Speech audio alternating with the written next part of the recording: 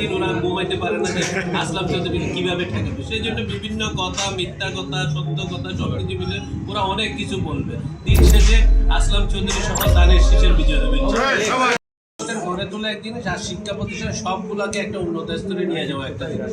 একটা হলো অবকাঠামো যেটা আছে, সেই অবকাঠামোর ভিতর থেকে আমরা এখানে আমরা অ্যাডভাইজারি কমিটি গঠনের মাধ্যমে আমরা শিক্ষা ব্যবস্থাকে আরও যাতে গতিশীল করা যায় এবং মানুষ যাতে সুন্দরভাবে আমাদের কম যারা আয় করে তারাও যেন ভালো শিক্ষা পায়, সেই ব্যবস্থাটা আমাদের করতে হবে। অনেক সময় আমি আধুনিক শিক্ষা ব্যবস্থা করতে গেলে এটার কস্ট আমাদের সাধারণ মানুষ বিয়ার করতে পারবে না।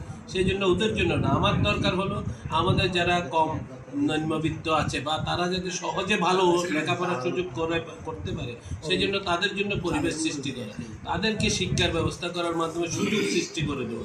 এবং আমার বিশ্বাস যে সেই রকম সুযোগ আমরা সৃষ্টি করে দিতে পারবো বলে আমাদের যতটুকু অভিজ্ঞতা আছে সেই অভিজ্ঞতার আলোকে আমি বলতে পারি যে শিক্ষায়ও বলেন আমাদের যেটুকু অভিজ্ঞতা আছে, কমার্সে বলেন যেটুকু অভিজ্ঞতা আছে, সেগুলোকে কাজে লাগিয়ে আমরা এটাকে আদর্শ অঞ্চল হিসেবে গড়ে তুলতে পারি। আমার সর্বশেষ প্রশ্ন, সামাজিক যোগাযোগের মাধ্যমে একটি কুচুকরি মহল আপনার বিরুদ্ধে নানা ধরনের ষড়যন্ত্র করছে এবং তারা বিভিন্ন জায়গায় ধর্ণা দিতেছে, তাদের উদ্দেশ্যে আপনার সর্বশেষ অবস্থান কি এবং কী ধরনের তাদের জন্য আপনি কী জবাব দেবেন?